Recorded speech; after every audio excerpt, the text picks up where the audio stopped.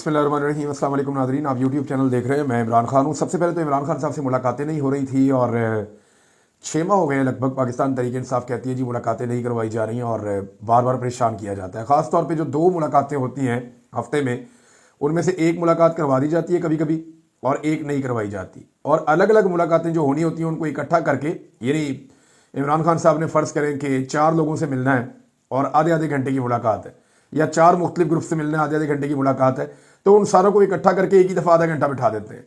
यानी मैं आपको मिसाल के तौर पे ये बता रहा हूँ, ये बात इमरान खान साहब की बहन ने भी बताई। अब उन्होंने सबके साथ अलग अलग बात कर दी है।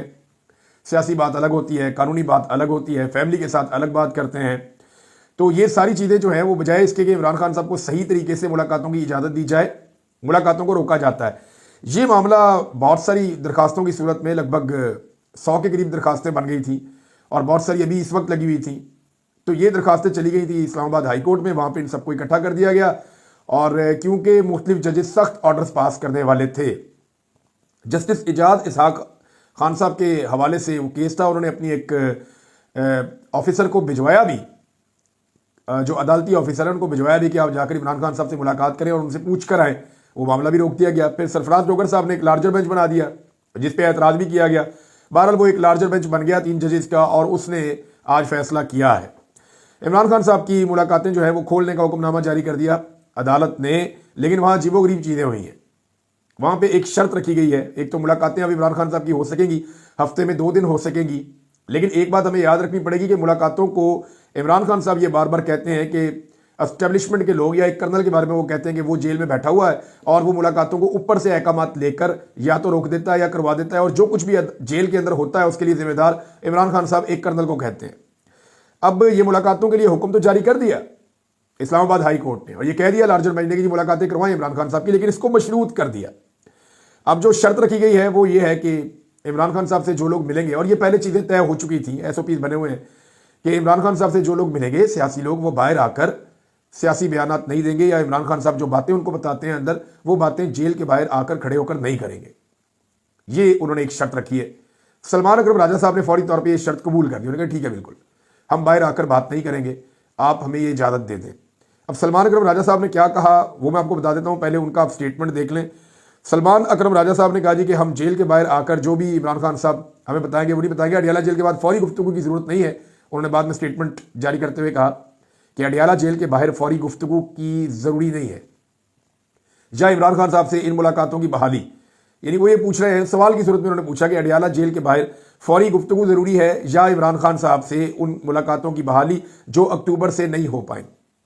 बयानिया फौरी रद्द-ए-अमल नहीं, सेनेट और कौमी असम्बली मौजूद है, प्रेस कॉन्फ्रेंस कहीं और हो या टीवी पर मुकालमा हो, सब कुछ मुमकिन है। यानी वो कह रहे हैं कि जो इमरान खान साहब ने कहना है या जो हमें बताना है वो अवाम तक पहुंचाना हमारी जिम्मेदारी है। अगर हम जेल के दरवाजे पे खड़े होकर नहीं पहुंचा रहे तो हम थोड़ी देर के बाद प्रेस कॉन्फ्रेंस करके बता सकते हैं, हम किसी और जरिए से बता सकते हैं। हाँ, सोशल मीडिया के ऊपर बाकायदा बयान जारी कर सकते हैं, जैसा कि पाकिस्तान तहरीक इंसाफ का सोशल मीडिया जारी करता है। इमरान खान साहब का अपना ट्विटर हैंडल जो है उसके ऊपर सारी तफसीलात जारी होती हैं। ये भी एक बड़ा आसान तरीका है। उसके ऊपर कदगन नहीं लगाया जा सकता, उसको नहीं रोका जा सकता, ये भी एक तरीका है। हम मिसाली माहौल में नहीं जी रहे। उन्होंने ये कहा बहनों पर कदगन नहीं है, यानी इमरान खान साहब की जो बहनें जाके उनको मुलाकात करेंगी वो बाहर आकर बात कर सकती हैं, अपने भाई के बारे में बता सकती हैं, उनके ऊपर कोई कदगन नहीं है। ये सियासी लोगों पर या वकीलों के ऊपर यह पाबंदी है कि वो बाहर आकर ये बातचीत नहीं करेंगे। अब ये क्या शर्त जायज़ है, ये बहस छिड़ गई है। देखिए, सियासतदान सियासी बात करेगा ना। आज तक पेशियों के ऊपर आते हैं सियासतदान, वहाँ पे अपनी बात करते हैं, सियासी बात करते हैं। नवाज शरीफ साहब से जो लोग मिलकर आते थे वो कहाँ खड़े होकर बात करते थे, जहाँ दिल करता था बात करते थे। आज तक ऐसी शराइत किसी भी सियासतदान के लिए नहीं रखी गई जैसी शराइत इमरान खान साहब के लिए रख दी गई है। यानी जब बेनज़ीर भुट्टो जेल जाती थी मुलाकातों के लिए, वो हर तरह की बात बाहर आकर करती थी। उस दौर में इलेक्ट्रॉनिक मीडिया तो नहीं था, लेकिन अखबारी नुमाइंदे जो है वो जेल के बाहर मौजूद होते थे, वहाँ तस्वीरें बनती थी। क्या नवाज शरीफ साहब जब जेल में थे तब ये सब कुछ नहीं होता था? तो इमरान खान के लिए कवानीन को बहुत सख्त किया जाता है, ये बात हम सब जानते हैं। सुप्रिटेंडेंट अडियाला जेल ने हैरान कुन किस्म के जो है मुतालबात शुरू कर दिए अदालत के अंदर खड़े होकर उनके वकील ने। उन्होंने कहा ये जेल मुलाकातों को सियासी मकासद के लिए इस्तेमाल करते हैं। भाई तुम्हारा क्या ताल्लुक है सियासत से? वो सियासी मकासद के लिए इस्तेमाल करें, उसके केस ही सियासी नौयत के हैं, उसको जेल में ही सियासत की वजह से रखा हुआ है, और वो सियासी ही मुलाकातें हैं तो सियासी मकसद के लिए इस्तेमाल होगी ना। एक सियासतदान है, वो अपनी पार्टी को अहकामात दे रहा है तो वो सियासत ही कर रहा है, और बाहर आकर जो वो अहकामात लोगों को बताएंगे तो ये उसका हिस्सा है। वो कह रहे हैं जी ये जेल मुलाकातों को सियासी मकासद के लिए इस्तेमाल करते हैं। पीटीआई को इंटरव्यूज में भी इमरान खान से मुलाकात के बारे में बताने से रोका जाए, यानी पाबंद कर दें ये किसी टीवी चैनल पे बैठ के या किसी और जगह पे बैठ के भी इमरान खान साहब से मुलाकात के अंदर जो बातचीत होती है वो ना बताएं। ये मुतालबा है सुपरिटेंडेंट ऑफ जेल का, यानी पार्टी बना हुआ है भाई। एक साबिक वज़ीर-ए-आज़म आपके पास जेल में है, उसका एक पॉलिटिकल नुक्ता नजर है, पूरी दुनिया उसको जानती है, पाकिस्तानियों की अक्सरियत उसके साथ खड़ी है। वो बात करता है बाहर आके बताएं ना, बल्कि वो कहते हैं जी आप टॉक शो में जाएं या किसी इंटरव्यू में जाएं, वहां पर भी ये बात ना करें कि इमरान खान साहब से क्या बात हुई थी। तो इस पर जो है वो हम इतनी पाबंदियां नहीं लगा सकते। जस्टिस सरफराज टोगर साहब ने जवाब दिया, हालांकि पाबंदियां तो बहुत लगा दी हैं, लेकिन उन्होंने कहा इस लेवल तक नहीं जा सकते। बहरहाल ये शर्त के बावजूद कुछ तनकीद भी हो रही है, लेकिन मेरे ख्याल में अगर मुलाकातें खुल जाती हैं और इमरान खान साहब खुलकर अपने साथियों से बातचीत कर सकते हैं तो फिर ये फौरी तौर पर बाहर आकर रद्द-ए-अमल देने की बजाय ये बाद में भी हो सकता है। अब नईम हैदर पजूता साहब ने दावा किया कि जनाब ये अदालत का हुक्मनामा है, अदालत ने अभी हुक्म दिया है, मेरा नाम बाकायदा मौजूद है लिस्ट के अंदर जिन लोगों ने जाके इमरान खान साहब से मुलाकात कर दी और इमरान खान साहब ने बुलवाया हुआ है, तो मैं जाना चाहता हूं, मुझे नहीं जाने दे रहे, मुझे रोक दिया गया। तो अदालत के हुक्मनामे में तो अमल दरामद नहीं हुआ। मेरे ख्याल में अगर अमल दरामद नहीं होगा ना तो अगले 2-4-5 दिन के अंदर दोबारा पाकिस्तान तरीके इंसाफ फिर अदालत में चली जाएगी, फिर दरखास्त डाल देगी और ये मामला ऐसे ही चलता रहेगा। दूसरी जानिब नाजरीन, सलमान अकरम राजा साहब को यह हुक्म दिया गया कि वो कोऑर्डिनेटर है इमरान खान साहब के, तो वो नामों की लिस्ट फराहम किया करेंगे इमरान खान साहब से मुशावरत करके कि किसने मिलना है और किसने नहीं मिलना।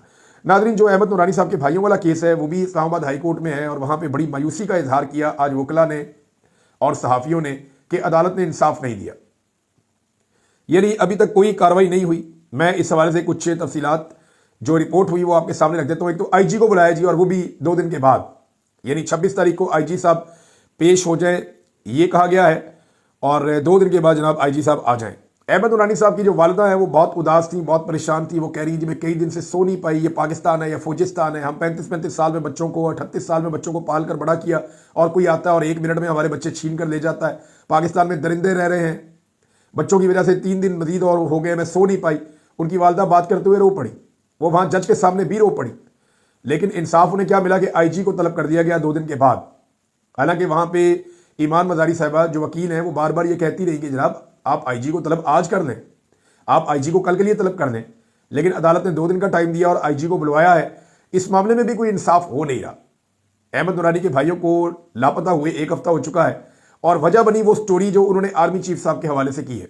अहमद नूरानी साहब ने ये स्टोरी की थी कि आर्मी चीफ के जो करीबी लोग हैं वो नवाजे गए, खासतौर पर एक हाजरा सुहेल साहिबा है, उनके बारे में स्टोरी की थी। बजाय इसके कि इंक्वायरी की जाए कि हाजरा सुहेल को इतनी तरक्की कैसे मिली, बजाय इसके कि इंक्वायरी की जाए कि ये किस तरह इतनी आगे बढ़ गई, किस तरह रूल्स को क्या फॉलो किया गया या नहीं फॉलो किया गया, या तो ये सारी चीज़ें चेक की जाती।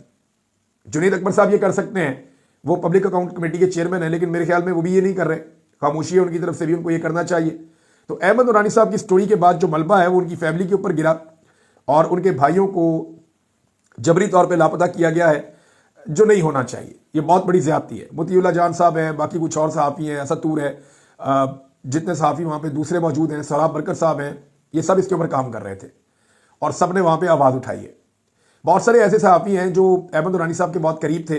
इनके बारे में मोतीउल्लाह जान साहब ने और दीगर दोस्तों ने ये कहा कि वो गए, बल्कि उनकी वालदा ने यह बताया, अहमद नूरानी की वालदा ने, कि जो अहमद नूरानी के दोस्त हैं, कुछ सहाफ़ी जो उनके साथ काम करते रहे हैं, वो मेरे पास आए और मुझे आकर उन्होंने कहा कि अहमद नूरानी को आप मना करें कि वो इस तरह की स्टोरीज ना करें या इस तरह की जर्नलिज्म ना करें जो वो कर रहे हैं, एंटी एस्टेब्लिशमेंट।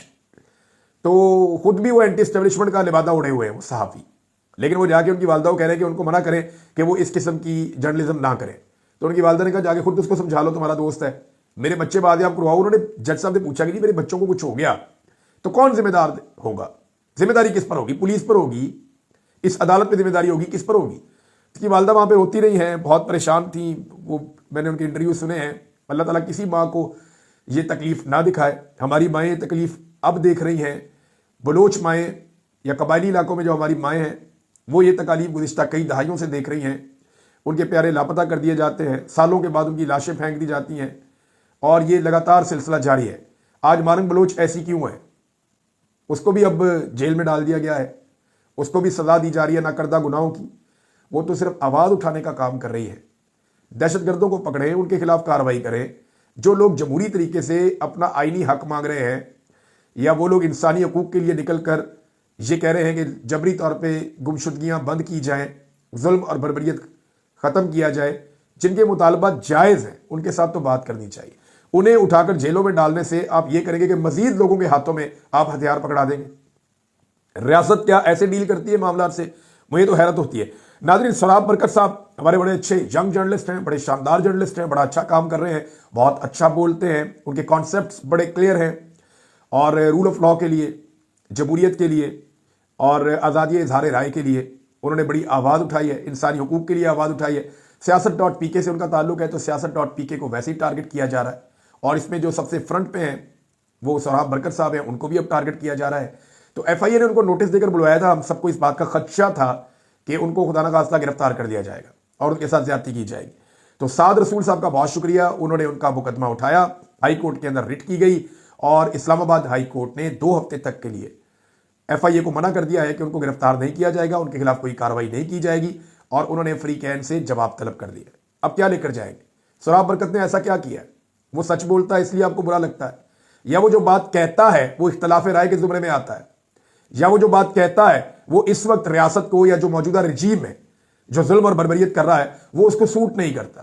तो अगर आपको नहीं सूट करता भाई तो बर्दाश्त करें।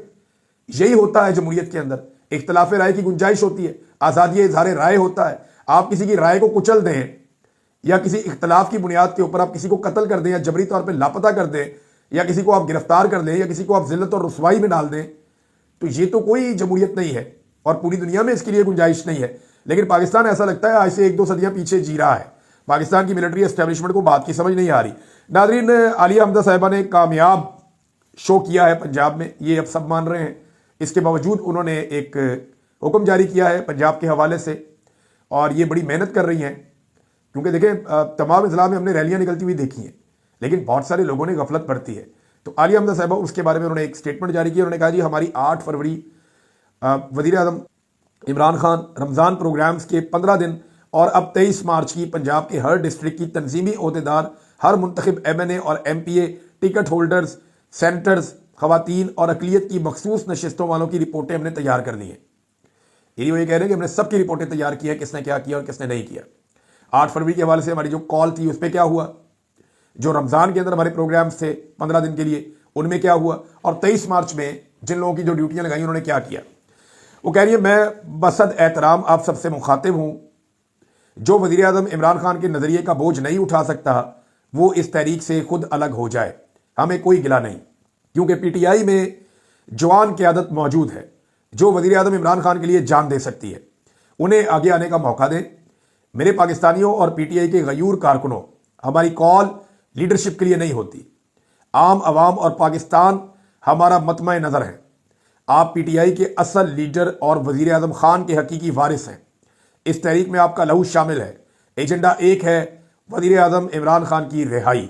ये आलिया हमदा साहिबा ने एक दफ़ा फिर तंबीह की है उन लोगों को जो लोग जानबूझ के गिरफ्तार हो जाते हैं या जो लोग छापे छुपे पड़वा के गायब हो जाते हैं। पुलिस को थोड़े पैसे दे दिए, उन्हें कहा जी 1.5 छापा मार दो।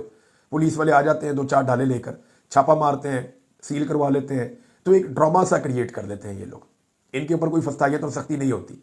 ये लोग पुलिस के सामने लगे फिरते हैं, वीडियोज़ भी बना रहे होते हैं, कोई पूछने वाला नहीं होता। तो ऐसे लोगों को आलिया हमदा साहिबा ने कहा कि ये लोग अपना किबला दुरुस्त कर लें। अगर ये इमरान खान साहब के बयानिए का बोझ नहीं उठा सकते तो कोई मसला नहीं है, आप लोग अपने घर जाएं, हम आपसे गिला शिकवा नहीं करेंगे।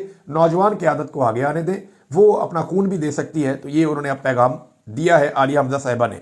नाज़रीन, साहबजादा हामिद रज़ा साहब ने जवाब दिया राणा सनाउल्लाह साहब के इस बयान पर कि इमरान खान साहब सच्चे दिल से माफ़ी मांग लें तो उनकी रिहाई मुमकिन हो सकती है। साहबजादा हामिद रज़ा ये कह रहे हैं कि किस चीज़ की माफ़ी, आपकी ख्वाहिश के मुताबिक तो माफ़ी नहीं मांग सकते। और ये सलमान अकरम राजा साहब ने भी कहा कि अगर किसी को लगता है कि इमरान खान माफ़ी मांगेगा या कोई डील कर लेगा तो ये अब नामुमकिन है, इमरान खान ऐसा नहीं करेगा। और मेरे ख्याल में अब तो एस्टेब्लिशमेंट भी इस बात से मायूस हो गई है कि इमरान खान कोई माफ़ी मांगे या इमरान खान कोई डील कर दें। एस्टेब्लिशमेंट को इस बात का पता चल गया है कि इमरान खान साहब जो है वो कोई रास्ता तो निकाल सकते हैं, एस्टेब्लिशमेंट को कोई इज्जत का रास्ता तो दे सकते हैं कि जनाब इस तरीके से आप इस में से निकल जाएं और सियासत में से अपने आप को बाहर निकाल लें। लेकिन इमरान खान साहब ना तो कोई डील करेंगे, ना कोई माफ़ी मांगेंगे, ना एस्टेब्लिशमेंट के साथ कोई मामला तय करके अपनी सियासत ख़राब करेंगे या इस तहरीक को जो है वो डेड कर देंगे। इमरान खान साहब ऐसा नहीं करेंगे। उन्होंने कहा क्या नवाज शरीफ ने अजमल कसाब, कारगिल पर फौज की पीठ में छुरा घोंपने, सुप्रीम कोर्ट पर हमलों, फौज के साथ मिलकर हुकूमतें गिराने और नून लीग की फौज के खिलाफ हर्जा सलाई पर माफ़ी मांगी। डॉन लीग भी था। साहबजादा हामिद रजा साहब ने राणा सनाउल्लाह को कहा कि जनाब माफिया तो तुसी भी नहीं मंगियां, आपने तो सीधी सीधी डील की थी, वो तो बंद कमरों के अंदर आपने माफ़ी मांगी थी, इमरान खान वो भी नहीं मांग रहा। तो साहबजादा हामिद रजा साहब ने यहाँ पे जवाब दिया है राणा सनाउल्लाह साहब को। एक बात की है बिलावल जरदारी ने। अब बिलावल जरदारी ने जो बात की है वो बड़ी इंटरेस्टिंग है। पहले वो बात आपको मैं सुनाता हूँ, फिर एक हकीकत मैं आपको बताता हूँ, और ये वो हकीकत है जो मिट नहीं सकती, मेरे पास इसका सबूत मौजूद है। बिलावल ने कहा कि भुट्टो आज भी गड़ी खुदा बख्श से राज कर रहे हैं। बिलावल का कहना है भुट्टो आज भी गड़ी खुदा बख्श से राज कर रहे हैं। मेरे ख्याल में राज वो कर रहे हैं जिन्होंने भुट्टो को शहीद किया था, और आज आप उनकी गोद में बैठे हैं। आपके एक हाथ में ब्रश और दूसरे हाथ में जूता है, और सामने आपके पॉलिश पड़ी हुई है, और आप धड़ाधड़ उनकी गोद में बैठ के पॉलिश कर रहे हैं। तो बिलावल साहब राज आज भी उनका है जिन्होंने भुट्टो को कत्ल किया था, भुट्टो को शहीद किया था, और आज आप उनके राज में उनके सहूलतकार हैं और आपकी कोई हैसियत नहीं है। मैं नाज़रीन आपको एक खबर सुनाता हूं, और ये खबर जनाब बहुत पुरानी है, बिल्कुल नई खबर नहीं है, बहुत पुरानी खबर है। देखें कि खबर क्या कह रही है। ये 17/3/1962 का अखबार है, यानी 17 मार्च 1962, और यह अखबार लिखता है कि नाक़िस जमहूरियत से डिक्टेटरशिप बेहतर है। ये जुल्फ़िकार अली भुट्टो का ऐलान है, अंदाज़ा कीजिए आप। उसमें वो ये कह रहे हैं कि पाकिस्तान में सदारती तर्ज हुकूमत को काम करने का मौका दिया जाए। पार्लिमानी निज़ाम नाकाम हो गया है, यानी भुट्टो पार्लियामेंट के खिलाफ साजिश कर रहा है और सदर अयूब और डिक्टेटरशिप की सपोर्ट कर रहा है, और वो ये कह रहा है कि नाक़िस जमहूरियत से डिक्टेटरशिप बेहतर है। अब मुझे ये बताएं कि ये है भुट्टो का हकीकत। यहां से भुट्टो ने अपनी सियासत शुरू की। ऐसा घटिया जुर्म तो इमरान खान ने कभी अपनी पूरी जिंदगी में नहीं किया। इमरान खान ने एक वक्त में कंप्रोमाइज किया और कुछ हद तक कंप्रोमाइज किया, लेकिन जब दबाव बढ़ा तो इमरान खान ने कहा जी मैं नहीं कंप्रोमाइज करता, उसने हुकूमत अपनी गिरा दी। ये इमरान खान है। जुल्फ़िकार अली भुट्टो ने लंबे अरसे तक कंप्रोमाइज किया, डिक्टेटरशिप को सपोर्ट किया, पार्लिमानी जमहूरियत को नाकाम करार दिया, और नाक़िस जमहूरियत से डिक्टेटरशिप बेहतर है ये नारा जुल्फ़िकार अली भुट्टो ने लगाया, और अखबारात के अंदर ये खबर छपी। अंदाजा कीजिए आप। लेकिन भुट्टो ने अपने दाग को, ये जो दाग भुट्टो के दामन पे लगे हुए हैं, भुट्टो ने इन दागों को अपने खून से धोया है। इसीलिए पाकिस्तानी आज भुट्टो की इज्जत करते हैं। तो क्या आप ये चाहते हैं कि हर लीडर इस दाग को अपने खून से धोए? क्या इस बात का इंतजार कर रहे हैं कि इमरान खान को फांसी चढ़ाया जाए, तब आपको यकीन आएगा कि वो अब एक नजरियाती इंसान बन गया है? आप उसको दूसरा मौका कभी नहीं देंगे। नवाज शरीफ ने इस कौम को बार बार धोखा दिया, लेकिन हमारे बहुत सारे जो दानिश्वर हैं वो ठंडी बेशर्मी के साथ ये कह देते हैं कि नवाज शरीफ तो सियासत कर रहा है और ये सियासी हिकमत अमली है। भाई आध दर्जन मरतबा उसने एस्टेब्लिशमेंट के खिलाफ तहरीक खड़ी करके इनकलाबी बन के कौम को ट्रक की बत्ती के पीछे लगाकर हमेशा डील कर ली। तो वो नवाज शरीफ सियासत कर रहा है, और इमरान खान जिससे एक मरतबा कंप्रोमाइज हो गया और उस पर उसने खुद कहा कि मुझे पछतावा है और ये गलत हो गया मेरे से, और उस पछतावे की वजह से उसने अपनी हुकूमत भी गिरा दी, उस शख्स के ऊपर कोई एतबार करने को तैयार नहीं है। 3 साल से मार खा रहा है। पाकिस्तान की तारीख की सबसे मुश्किल जेल इमरान खान साहब भुगत रहे हैं, लेकिन इसके बावजूद वो अपने मौकिफ से नहीं हटा। नादरीन, शेर अफजल मरवत साहब ने एक स्टेटमेंट दिया। मरवत साहब का ये स्टेटमेंट जो है वो इमरान खान साहब के ऊपर उन्होंने तनकीद की है। वो ये कह रहे हैं कि पीटीआई में सिर्फ जूते चाटने वाला काबिल कबूल है, यानी इमरान खान साहब ने वो लोग रखे हुए हैं जो जूते चाटने वाले हैं। मेरी खान से हमेशा तू तकार रहती है।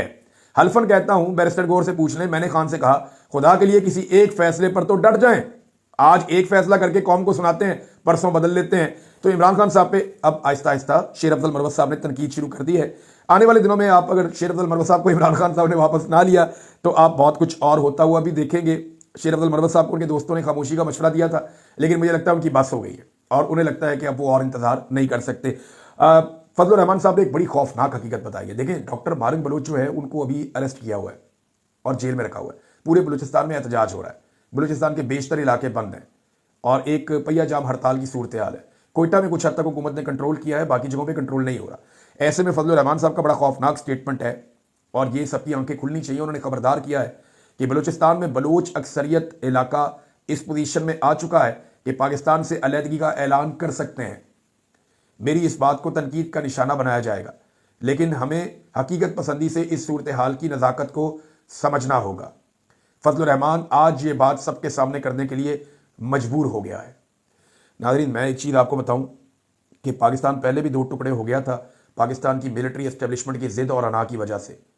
खुदा न खास्ता फजल रहमान साहब जो बात कर रहे हैं, अगर ये मुल्क उस तरफ जाता है तो क्या बनेगा।